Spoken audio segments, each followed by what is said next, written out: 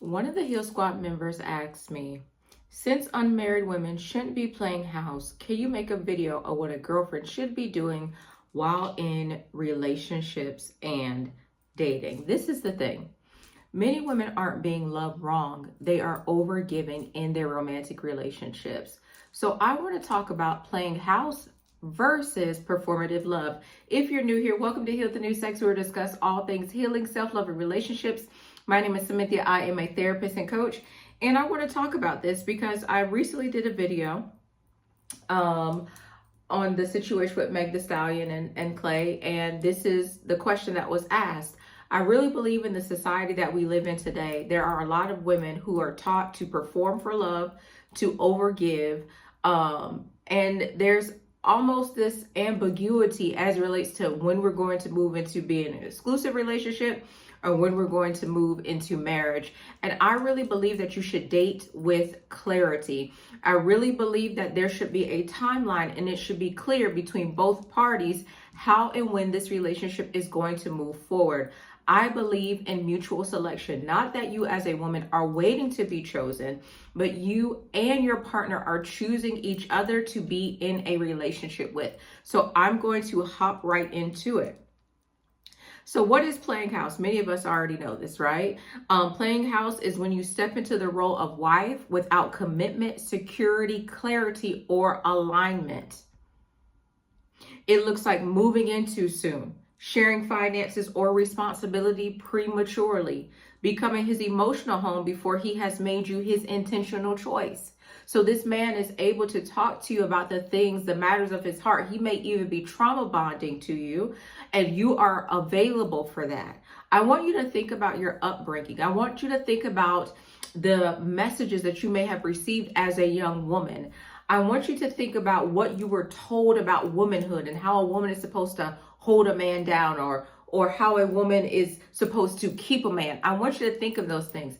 I want you to think of the task that you were taught in order to have a man. Like, you need to be able to know how to cook and clean for your husband, not for yourself, but for your husband. Playing house really has to do be about is not good English. It's really about taking on more responsibility in an inappropriate stage of the relationship. Now, I know for many women, there's this fear that if I don't show up this way, then I won't be able to secure this relationship. This is what I think. I think you have to play house, or if you have to be performative for love, that you're truly being manipulative. And as women, we have to be accountable. That many of us were taught to play a game until we got the ring. And what I've seen as a therapist is that many women are really good at initiating relationships, but they're not good at maintaining a relationship. And so all of the things and the ways that you served him in the beginning of the relationship, once you guys get together, you may stop doing those things, because a lot of us were taught how to start it, but we weren't taught how to maintain it. Okay. Another way women play house is building a life with a man who hasn't built clarity with you. Some of you are in full marriages without a ring, without leadership, without protection, and without commitment. You're not building together. You're bridging gaps. He should be responsible for closing. Mrs. Rebecca Lynn Pope, I really love her. She recently did a video. Let me give you the title of it, and I will put it down below if you want to watch it. And I loved what she said in this video, because she talks about essentially what a man should be doing and how he should be standing on his 2 feet. Let me see. Rebecca Lynn Pope. The video is titled, and she next level love. A man has to stand on his own 2 feet. And I love this video because she is a married woman, been married for years, is talking about how a man should show up that's ready for commitment and ready for partnership. A woman who plays house, in my opinion, now you guys can do whatever you want to do in your romantic relationships. I'm only answering this because it was asked of me. A woman who plays house is building a man. She is not building with a man. You need clarity. I did a video when your husband comes. He's going to bring pace, clarity, protection. That's what he's going to bring. And you don't have to perform in order to receive those things from him. He will willingly give those things to you. There is a level of maturity a healthy man has versus an unhealthy man. An unhealthy man wants you to play house. An unhealthy man wants you to perform for his love, because that builds and feeds his ego and also his self-esteem and his worth. If he has low self-esteem and worth, he likes to see you perform, versus the two of you making a decision that we both have the same values, our character is similar, our what we want out of life aligns, and so we're making the decision to be together and to choose each other. We are suitable. See the difference? Okay. So let's talk about what performative love is. Performative love is more subtle, but just as dangerous. This is when you overgive to prove your worth, where you overfunction to be chosen.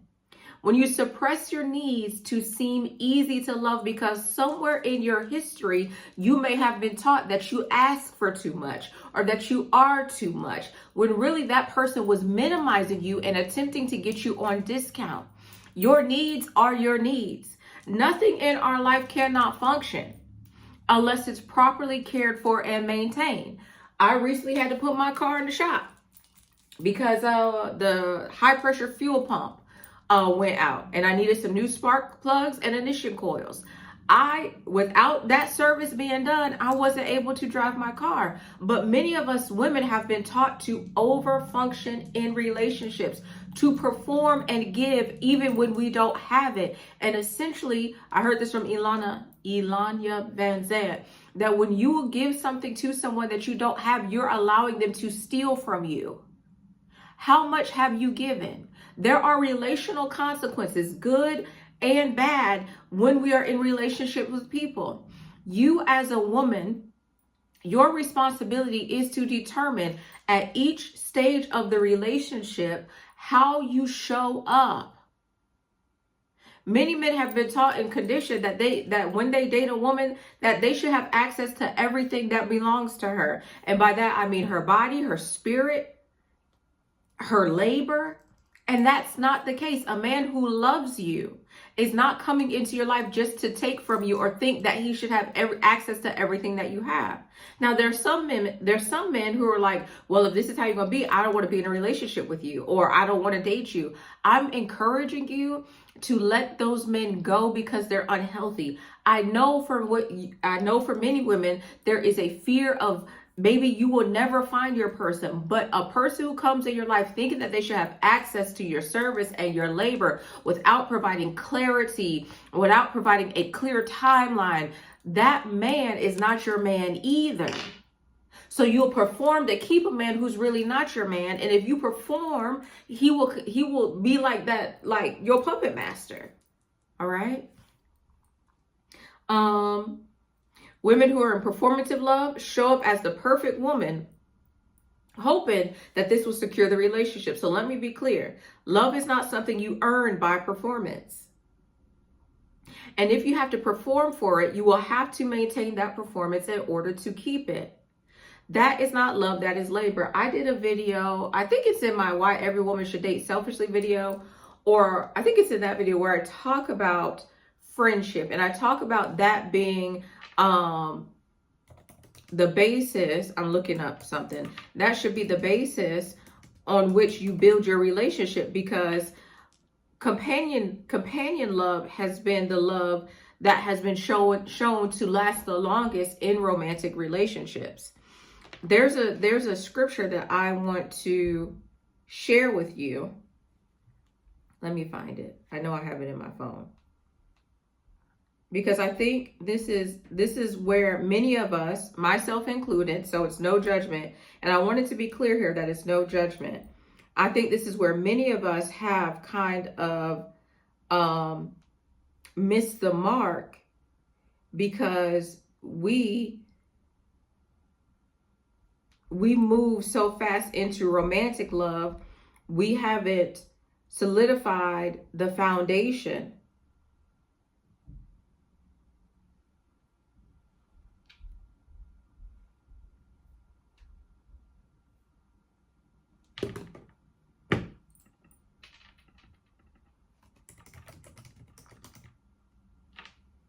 There's a scripture. Is this a scripture? No. Or maybe it's just a saying.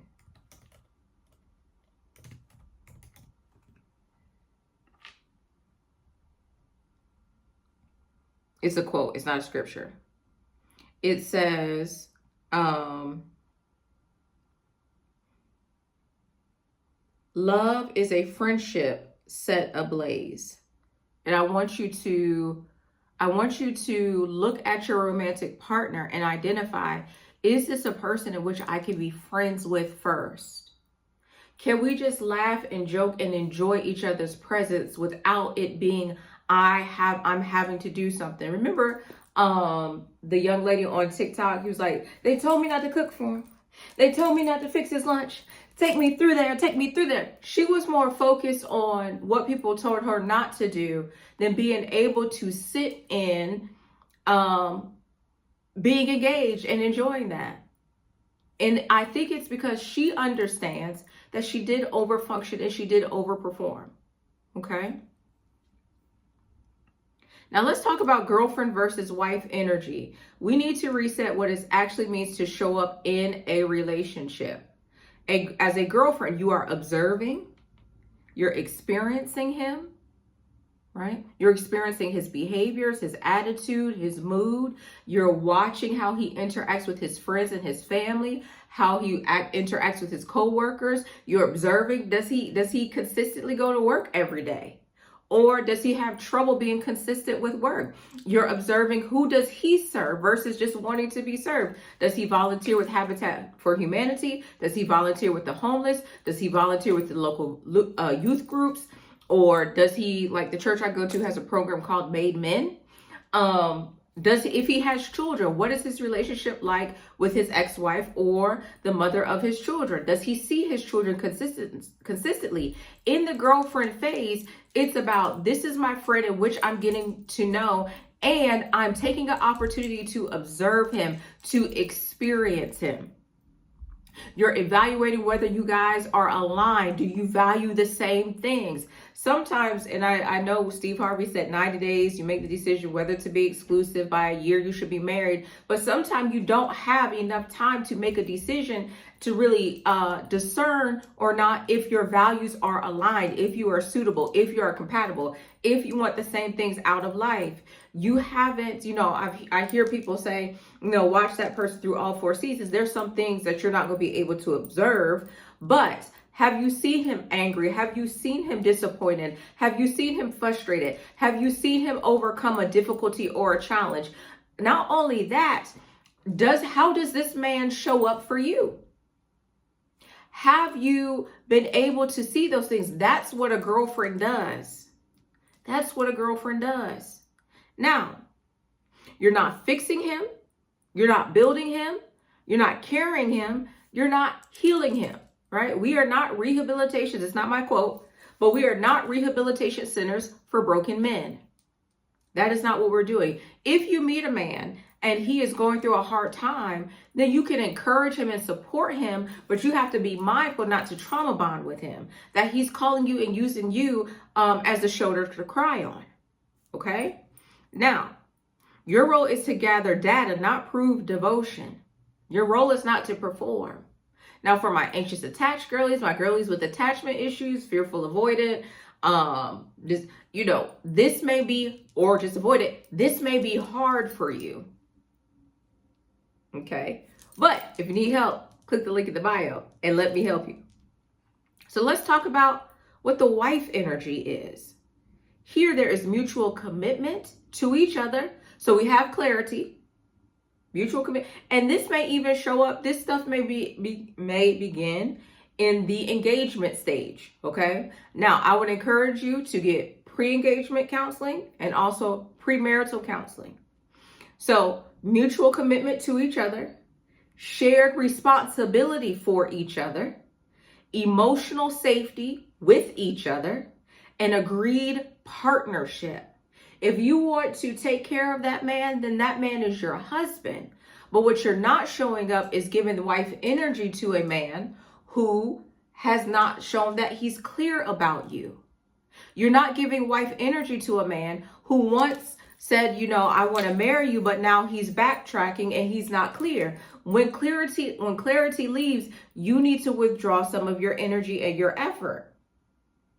And some may say, you know, that's not right, Cynthia, but I really want you to be mindful of what you are willing to give and willing to lose.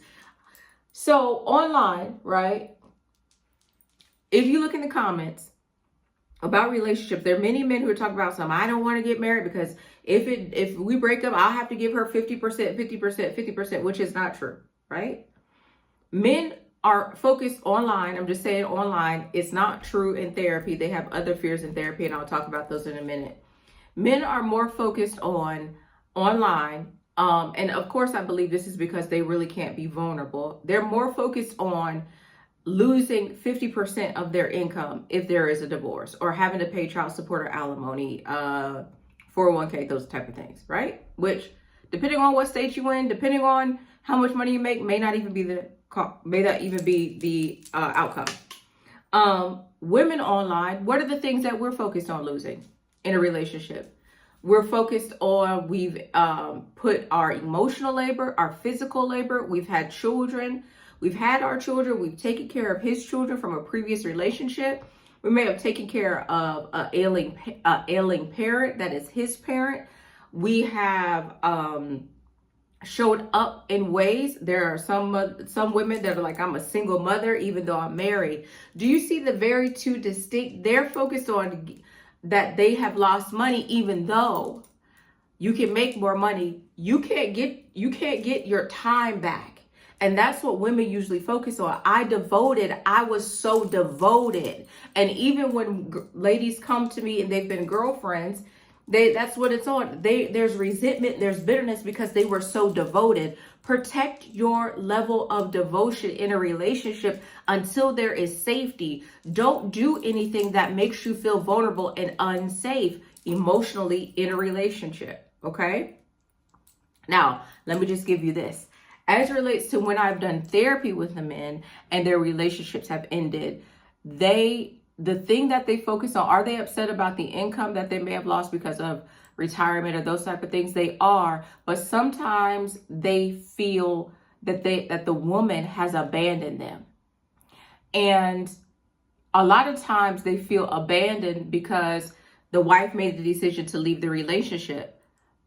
But they're able to articulate, I didn't let her in to tell her what I was struggling with so that she can be there for me. That's what I've seen in my experience. Now, for some other men, it may be different. And so what I've seen is they had this belief that she will always be here, she will always stay, but she hit the wall because she became frustrated with his behavior and how he was showing up in the marriage. And so it's not just the income for some men, it's the level of abandonment because they feel like that woman will always be there. And I'm not talking about he cheated or anything like that. It's just that the emotional availability wasn't there. Okay? So let's talk about reciprocity. Because this is something that a lot of women avoid in their relationships. You just show up giving. I want you to look at a relationship like a bank. Okay? So, because everybody should have a bank account, right? Just because you have a relationship with the bank doesn't mean that every product that the bank has is going to give you. You have to have what? Good credit. Not only do you have to have good credit, you may have to have a certain history with the bank. So let's say you have a checking account, a savings account, you have a credit card, and you may have had a car loan. Now you're going for a mortgage. That bank is going to look at your history with how you've paid for your credit card, your mortgage, your credit card, your mortgage, your savings account. They're going to look at those things before they say, we're going to give you this large amount of money. I want you to feel the same way as it relates to your devotion. Does this man have good credit with you? Has this man been consistent with you? Has he done those things? Is this man showing up as safe with you? Emotionally safe? Does he respect your boundaries, your standards? Does he meet your non-negotiables? Or are you minimizing and shrinking yourself and accepting less in order to be in this relationship, which is a disservice to you and a disservice to him? Okay? Reciprocity. A healthy relationship is not, I give everything hoping and hope he catches up. It is, we meet each other in consistency effort, and care. How can we outlove each other? How can we outserve each other? How can we esteem each other? It should be a competition. It shouldn't be that you are doing. That's where this power play comes into relationships, is where there's a there are some men who know I can get women to perform for me because the golden carrot is marriage or exclusivity. And what I'm teaching you, or what I hope for you is, and I hope you understand what I'm saying, because I think sometimes people want me to give a direct answer, like, don't do this, don't do this, don't do this, don't do this. But there has to be some things that you have to be honest about. Am I willing to give this in a relationship? There are some women who are abstinent. Until I'm married, I'm not going to have sex. There's some women who say, until I'm married, I don't want to go on a vacation with this man because I may be tempted. Those type of things. And so you have to take a time and look at, what is it that I'm not willing to give in the beginning of this relationship. I did a video, 10 things I would never do again. I'll put that up here if you want to watch it. So those are the 10 things I said I would never do. There are sacrifices that some women have made that you may say, I'm not going to make. So for you, it may be if you are going for a promotion. If you get selected for the promotion, you may say, listen, I'm going for that promotion. And the promotion's across the country, then I'm going across the country. What I'm not going to do is sacrifice the promotion for this relationship. Now, some women may say, girl, no, I'm going to be with my man. I'll just have to, so you have to decide what it is, what sacrifices you want to make as it relates to your dating and your romantic relationships. Okay. So if you are, as it relates to reciprocity, if you are always initiating, always adjusting, always understanding, always giving, and he's simply receiving, then this is not a relationship, this is access. And there's many men who want access to you without responsibility for you or to you. They don't want to be accountable to you. And so you're doing all of these things because you want something. You want the relationship, you want the marriage. Is he showing up as if he wants the same thing too? Is he willing to give as much as you are giving, or is he just sitting back receiving?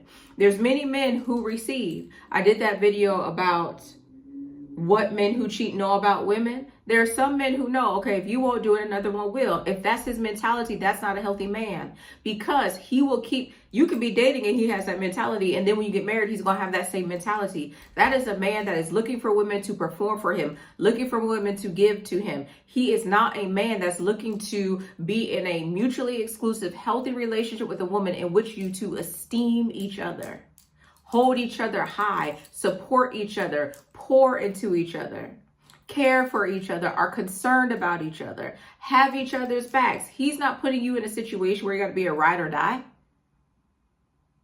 He cares for you. He considers you. He's considerate of you. He makes decisions with you in mind. So let's talk about the toxic norm we need to break, because many of us have fallen into this trap. There is a lie many women have been taught. If I show him how good I am, he will choose me. What often happens is he enjoys the benefits without feeling the need to rise to meet you. Now, sometimes people say this, and I don't like this. I don't like it. Why buy the cow if the milk is for free? Now, this is the thing. In order for a cow to produce milk, it must have been pregnant. So there's a sacrifice that is made for us to be able to have the milk. So if a man is coming and he's just receiving, somewhere there was a sacrifice that you made of yourself. Maybe there was a previous relationship that you were in, and so you feel like, I have to perform in order to be with this man, in order to secure this relationship. So you sacrifice yourself, you sacrifice your mental health, you sacrifice your finances, you sacrifice your values, your boundaries, you're sacrificing all of that in order to be in this relationship. You've given this man emotional support, physical intimacy, sex, loyalty, labor, without requiring a commitment. Now, this is the thing. Some of you may say, well, Cynthia, I was married to that. I made that man commit to me. I made him marry me, and he still did. That may be very true, but that was an unhealthy man, and I hope you're no longer in relationship with him. but you have to determine what it is that you're going to give at the different levels. So we're in this early talking stage, early dating. This is how I show up. We are in an exclusive relationship. This is how I show up. We are married. This is how I show up. This is the emotional labor or physical labor I'm willing to give. And this is my thing as a girlfriend. I think a girlfriend should be a time where you guys are able to be carefree, able to have fun, to get to know each other intentionally. Sometimes people start dating and they already start doing life together versus having fun and creating memories and enjoyable moments together and connecting that way. You have to be intentional about how you connect with each other. And sometimes what I see trauma bonding. I see two people who are anxiously attached. And so you're creating these fragile connections versus one that's very solid and a foundation. Okay? When you do these things without requiring commitment, you don't build intimacy. You build comfort for him. You make the situation comfortable for him. I've taught in other videos that you should have a timeline that is not that it's discussed. It's just for you on how you believe a relationship should move forward. Some women are 90 days before exclusivity. Some women are 6 months before exclusivity. But it's not the time. It's also what you are seeing and experience during that time. Is he consistent? Does he show care? Does he show consideration? Have I met his family? Have I met his friends? What conversations are we having about exclusivity? Exclusivity, we're just talking about being boyfriend and girlfriend, or are we saying we are going to be exclusive with the intention of getting married? And we'll discern or determine when we become exclusive if we are compatible for marriage and suitable for marriage during that period of time. And during that period of time, it may be 90 days, it may be 6 months. We are intentional. We're asking intentional questions. We're being vulnerable. We're sharing our parts of our lives so that we can see if it works for us. Okay? I think some of you struggle with boundaries because you think, if I don't give this, I'll lose him. But hear me. The man who is aligned with you would not require you to overextend yourself to be chosen. Boundaries are not about control. They're about clarity. They communicate what you value, what you require, and what you will not overgive to receive. The only space I see boundaries being pushed is in relationships. It's amazing. Well, that's not true because people people commit crimes, right? Committing a crime is a boundary violation. People violate policies. That's a boundary violation. But for the most part, many people follow the rules. Don't allow someone to negotiate with you your boundary. Your boundary is your boundary. And there should be a consequence if someone violates the boundary, which may be you exiting the relationship. When you break the law, which is a boundary, there's a consequence. You could be on probation.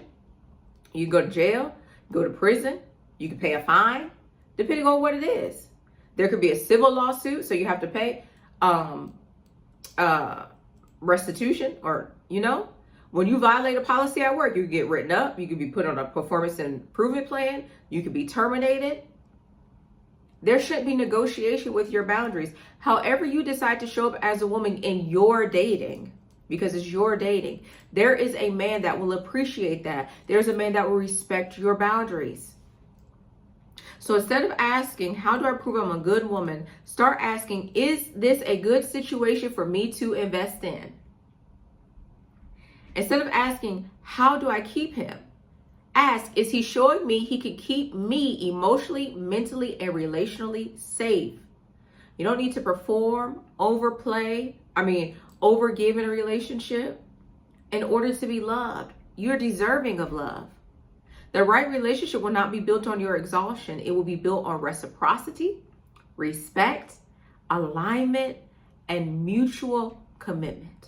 All right. So I hope this answers your question. I'm a little nervous about putting it out there because I know that sometimes. But I would love to continue this conversation down below. My name is Samantha. This is Healing Is Sexy.